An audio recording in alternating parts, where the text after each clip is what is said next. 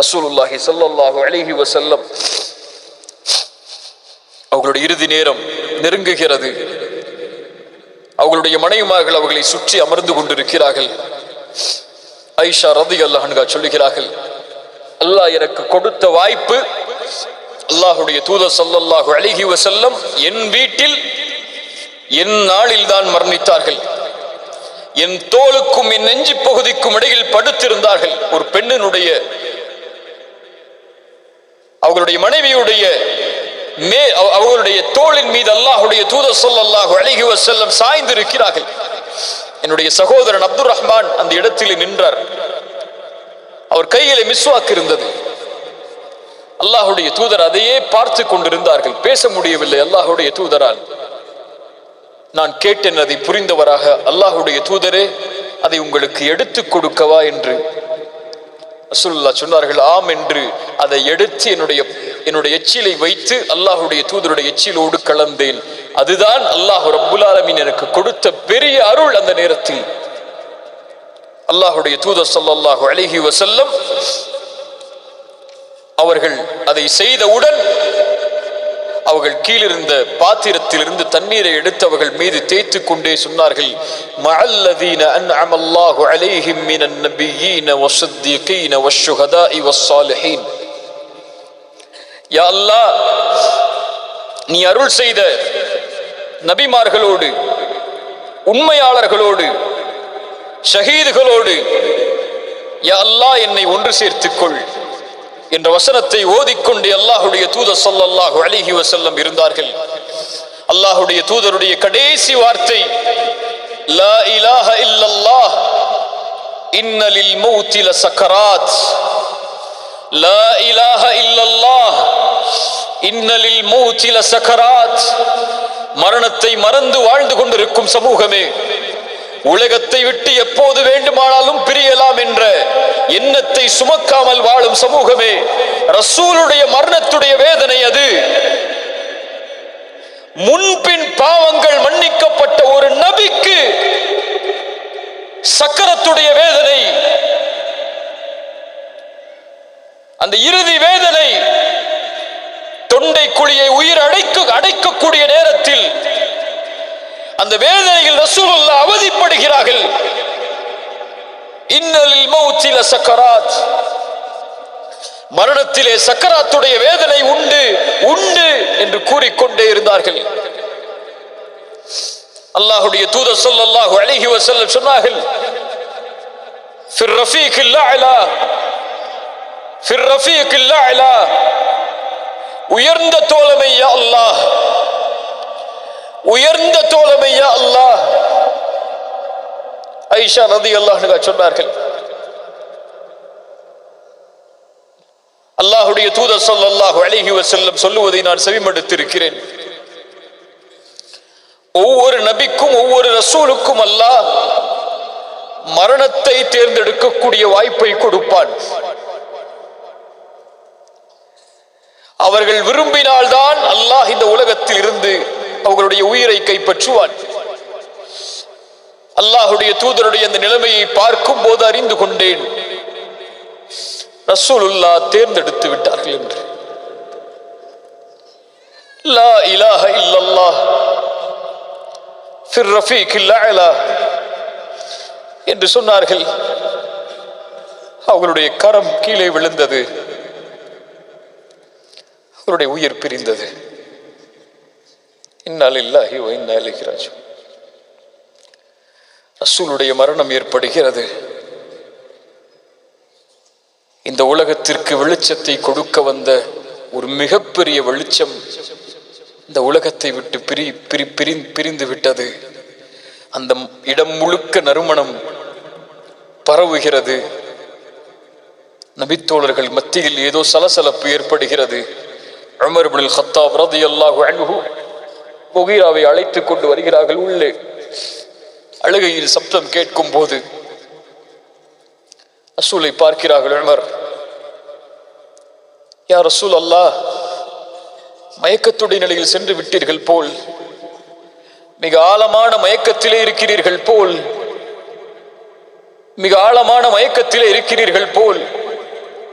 என்று கூறி அந்த இடத்தை விட்டு செல்கிறார்கள். முகீரா சொன்னார், உமரே, ரசூல் மரணித்து விட்டார்கள்.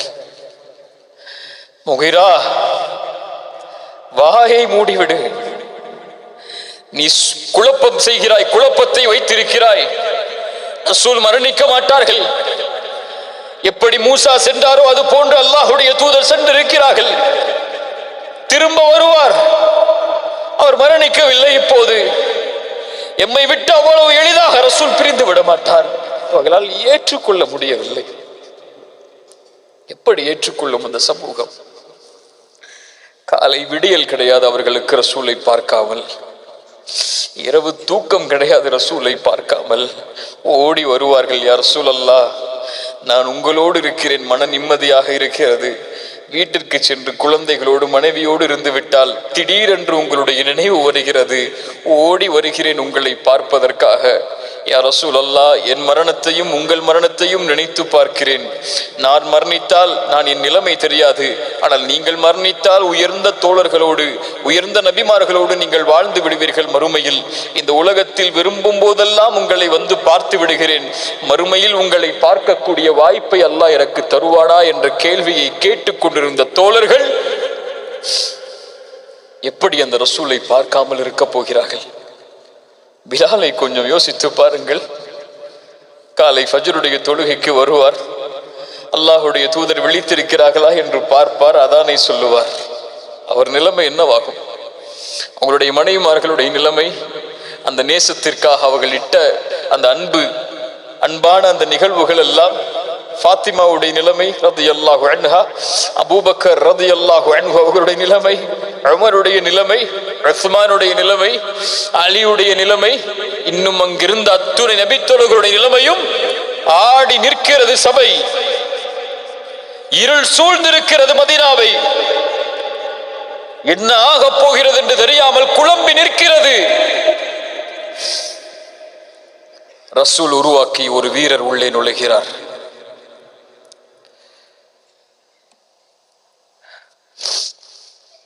அல்யௌம அக்மல்து லக்கும் தீனக்கும்.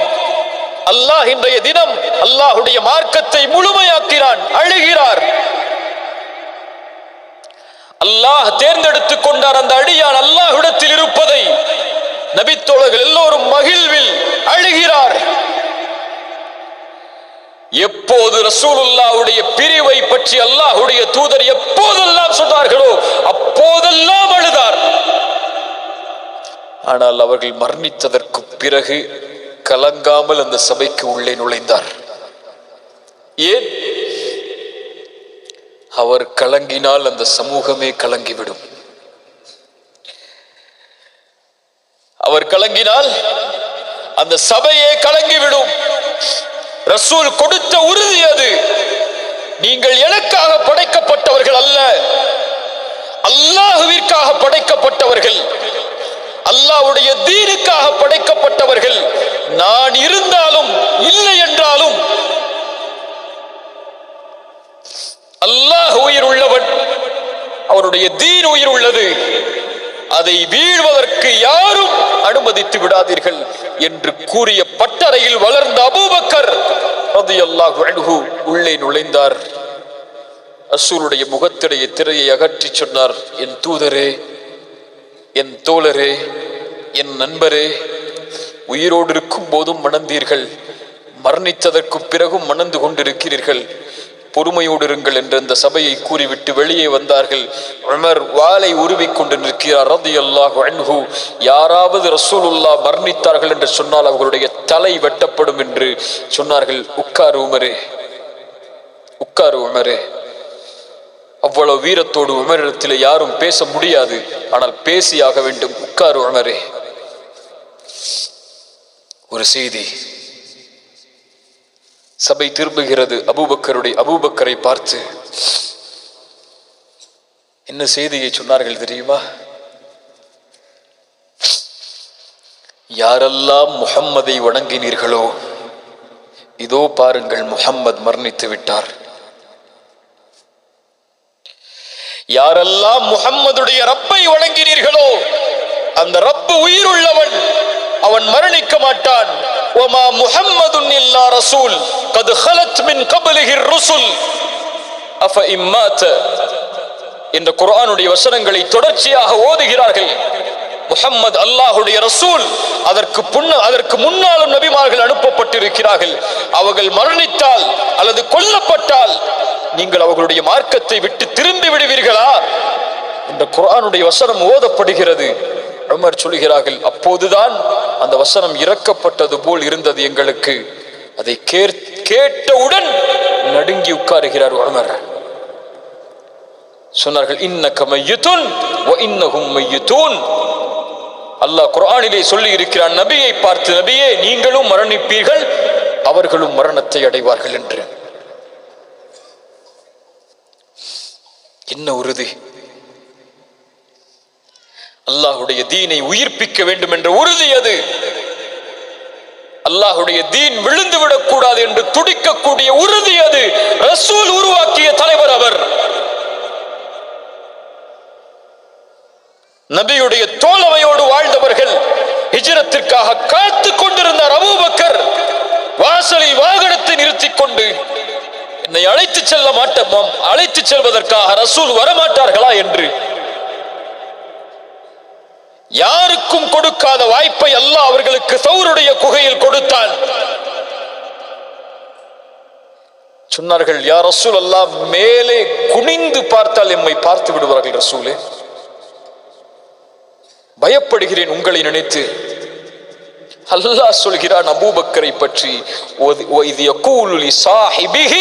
தன் தோழரிடத்திலே அவர் சொன்னார். யாரை தோழர் என்கிறான் அல்லாஹ்? அபூபக்கரை சொல்கிறான் குர்ஆனில், ரலியல்லாஹு அன்ஹு. தன் தோழரிடத்திலே அவர் சொன்னார், லா தஹ்சன், கவலை கொள்ளாதீர், அல்லாஹ் நம்மோடு இருக்கிறான். அபூபக்கரே, அல்லாஹ் இருந்தான் அபூபக்கரோடு. ரலியல்லாஹு அன்ஹு. அதற்கு பிறகு சஹாபாக்கள் என்ன செய்வோம் என்று கூறி நிற்கும் போது அபூபக்கர் சொன்னார்கள், உடனடியாக ஒரு தலைவரை தேர்ந்தெடுத்துக் கொள்ளுங்கள் என்று. மிக முக்கியமான இடம் இது. சொல்லலாம், ஒரு நபி மரணித்து படுக்கையில் படுக்க வைக்கப்பட்டிருக்கிறார்கள், இந்த நேரத்தில் ஏன் தலைமைத்துவம் உடைய பேச்சுகள் என்று. இந்த சமூகம் தலைமை இல்லாமல் பயணித்தால் சிதைக்கப்படும் என்பது அல்லாஹுடைய தூதருடைய வாக்கு.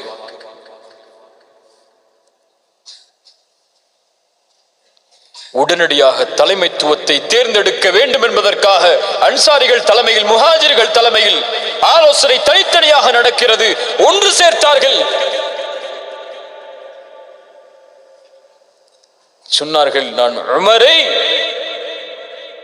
இந்த சமூகத்தின் தலைவராக நிர்ணயிக்கிறேன் என்று. உமர் சொல்வதற்கு முன்னதாகவே எழுந்து சொன்னார்கள், அபூபக்கரே, நீங்கள் இருக்கும் போது என்னால் முடியாது. சுப்ஹானல்லாஹ். ஒரு சாதாரண காட்சியாக நீங்கள் கடந்து செல்லலாம். அந்த இரண்டு தோழர்களுக்கும் இருந்த முக்கியத்துவமும், அந்த இரண்டு தோழர்களுக்கும் இருந்த அந்த பண்பும், இரண்டு தோழர்களுக்கும் இருந்த அந்த எண்ணமும் இந்த சமூகத்திலே கடுகளவு கூட இன்று கிடையாது. தூசி அளவு கூட கிடையாது. கடுகளவு என்ன? சமூகத்தை ஓரணியில் ஒன்று சேர்த்து ஒரு தலைமையின் கீழ் கொண்டு வந்து எதிரிகளுடைய சூழ்ச்சியை முறியடிக்க வேண்டும். மதீனாவை கொதறி விடுவார்கள் ஒரு தலைவர் இல்லை என்றால். அல்லாஹுடைய தூதர் அனுப்பிய படைகள் அப்படி அங்கே பயணித்துக் கொண்டிருக்கிறது. அல்லாஹுடைய தூதர் மரணித்து விட்டாலும் அல்லாஹுடைய தூதர் கொடுத்த நோக்கத்தை நிறைவேற்ற வேண்டும் என்று கிளம்பிய சமூகம் இன்று தன் நோக்கத்தை நிறைவேற்றுவதற்காக சமூகங்களாக பயணித்துக் கொண்டிருக்கிறது. ஓரணியில் இல்லாமல் பிரிவுகளாக, குழுக்களாக, இயக்கங்களாக, தனித்தனி வழிகளாக, தலைமைத்துவம் என்ற சுவடே இல்லாமல் தான் தான் தான் என்ற எண்ணத்தில் ஒரு சமூகம் பயணித்தால் அல்லாஹுடைய உதவியை அல்லாஹ் எப்படி தருவான்? அல்லாஹுடைய வெற்றியை அல்லாஹ் எப்படி தருவான்?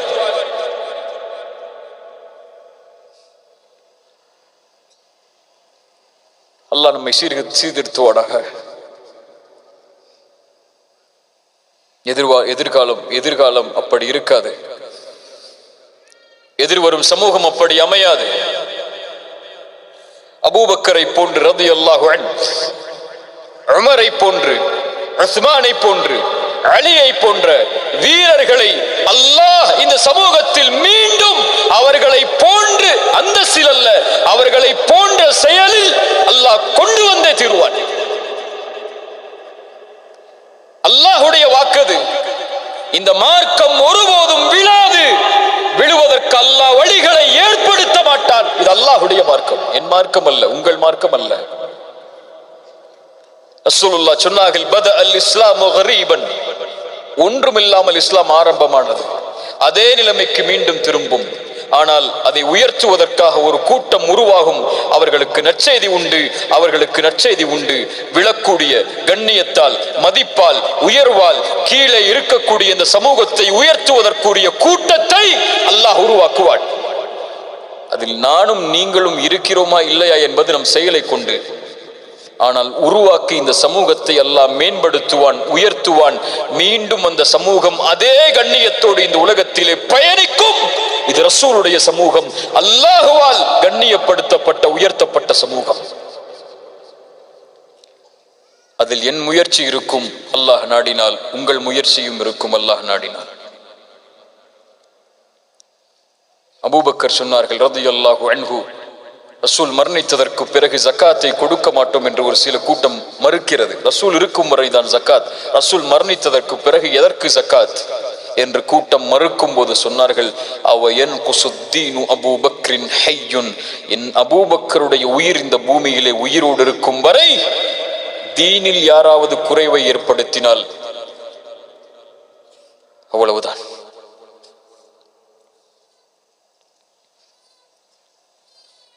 அந்த வார்த்தைகளை இந்த சமூகம் விரைவில் சுமக்கும். ரசூல் ஸல்லல்லாஹு அலைஹி வஸல்லம் அவர்களுடைய அந்த மரண செய்தி அனஸ் இப்னு மாலிக் ரலியல்லாஹு அன்ஹு சொல்லுகிறார்கள், எங்களுடைய வாழ்நாளில் வெளிச்சம் ஏற்படவில்லை, அல்லாஹுடைய தூதருடைய உதயத்தோடு எங்களுடைய வாழ்நாளில் இருள் ஏற்படவில்லை, அல்லாஹுடைய தூதர் ஸல்லல்லாஹு அலைஹி வஸல்லம் உடைய மரணத்தோடு என்று. விரைவில் நமக்கும் மரணம் வரும். நாளை மறுமையில் நாமும் எழுப்பப்படுவோம். ஆனால் ஒரு கூட்டம் எழுப்பப்படும் போதே அந்த நபியோடு எழுப்பப்படும், அந்த நபியோடு சொர்க்கத்தில் வாழும், அந்த நபியோடு அல்லாஹ்வை சந்திக்கும்.